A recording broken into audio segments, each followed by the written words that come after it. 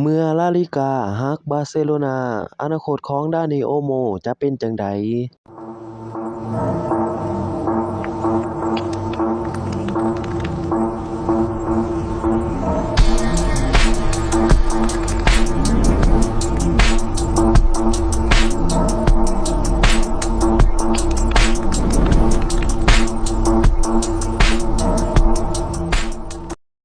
มื้อนี้ลาลิกาประกาศลดเพดานค่าแรงของบาร์เซโลนายังส่งผลให้ทีมยักษ์ใหญ่กาตาลันหลุดจากกฎ1-1ที่ได้รับการรับรองเมื่อวันที่3 มกราคม ปี 2025 โดยสถานการณ์ล่าสุดเพดานค่าแรงของสโมสรบาร์เซโลนากลับมาติดตัวแดงอีกครั้งลาลิกาให้เหตุผลของการตัดสินใจครั้งนี้ว่าเอกสารผู้ตรวจสอบบัญชีปัจจุบันส่งมาให้บ่สอดคล้องกับเอกสารผู้ตรวจสอบบัญชีรายก่อนหน้านี้หนึ่งในปัญหาใหญ่คือการขายบล็อก VIP จำนวน475ที่นั่งมูลค่า100 ล้านยูโรภายในสนามคัมป์นูแห่งใหม่ที่กำลังจะสร้างเสร็จในปีนี้บาร์เซโลนาใช้บริษัทเกนทอนตันซึ่งเป็นหนึ่งในบิ๊กฟอร์ด้านการตรวจสอบบัญชีของสเปนตรวจสอบบัญชีสโมสรมา3 ปีแต่ได้ยุติการว่าจ้างลงซึ่งมีข่าวออกมาในวันที่16 มกราคม ปี 2025กะนั้นก็ตามจากการตรวจสอบพบว่า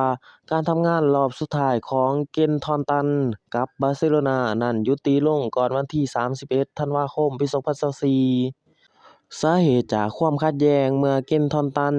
มีข้อสงสัยอย่างหลายเกี่ยวกับธุรกรรมทางการเงินมูลค่า408 ล้านยูโรบางแหล่งบอกว่า400 ล้านยูโรที่ดำเนินการโดยสโมสรภายใต้การกำกับดูแลของโจลาโปตา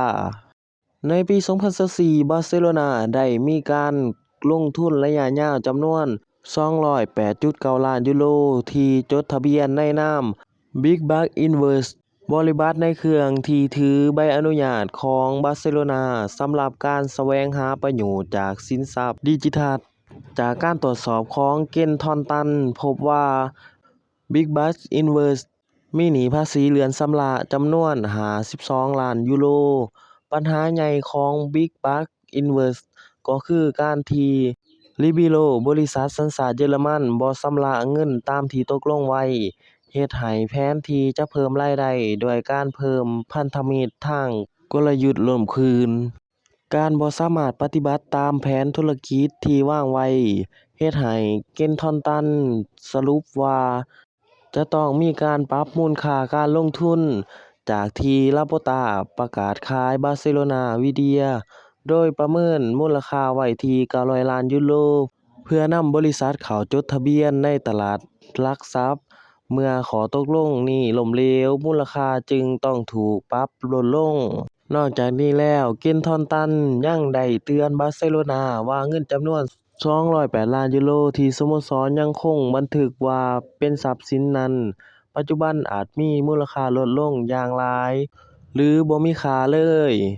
เพราะมีภาระหนี้สินรอจ่ายซึ่งบ่สามารถตีเป็นทรัพย์สินได้อีกต่อไปต่างๆเหล่านี้เกนทอนตันจึงปฏิเสธที่จะเซ็นรับรองในบัญชีกำไรขาดทุนของบาร์เซโลนาโดยประกาศจากการรับรองคุณสมบัติทางบอร์ดบริหารสโมสรซึ่งหวังว่าจะมีความยืดหยุ่นในการตรวจสอบบัญชีหลายกว่านี้จึงรู้สึกบ่พอใจนั่นเป็นที่มาของการเปลี่ยนแปลงบริษัทตรวจสอบบัญชีทันทีที่ความชัดเจนขัดแย้งระหว่างเกนทอมตันกับบาร์เซโลนาเกิดขึ้นมีข่าวออกมาว่าทางสโมสรหันไปจ้างข่าวออดิโทเรสบริษัทตรวจสอบบัญชีขนาดน้อยที่บ่ได้อยู่ในระดับท็อป10ประเทศเข้ามาตรวจสอบบัญชีแทนจั่งใดก็ตามก่อนที่ข่าวออดิโทเรสจะเข้ามารับงานต่อ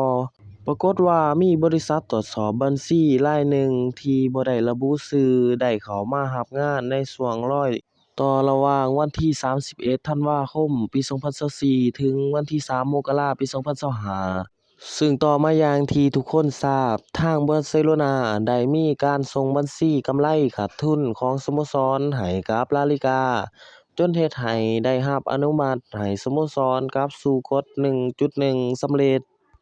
หัวข้อสำคัญที่เฮ็ดให้ลาลิกาอนุมัติก็คือบริษัทตรวจสอบบัญชีรายนี้ให้การรับรองเงินรายได้มูลค่า100 ล้านยูโรที่มาจากการขายบล็อก VIP 475 ที่นั่งนั่นเอง ทางนี้สรุปใจความสำคัญได้ว่า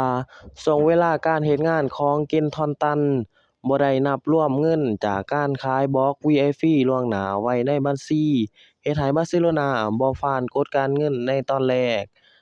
จนบ่สามารถลงทะเบียน Dani Olmo กับ Pau Victor ได้ก่อนเส้นตายของลาลิกา แต่กับบริษัทตรวจสอบบัญชีที่บ่ได้ระบุชื่อที่เข้ามารับงานต่อตั้งแต่วันที่ 31 ธันวาคม ปี 2024 ถึงวันที่ 3 มกราคม ปี 2025 ได้ให้การรับรองเงินการขายบล็อก VIP ของบาร์เซโลนา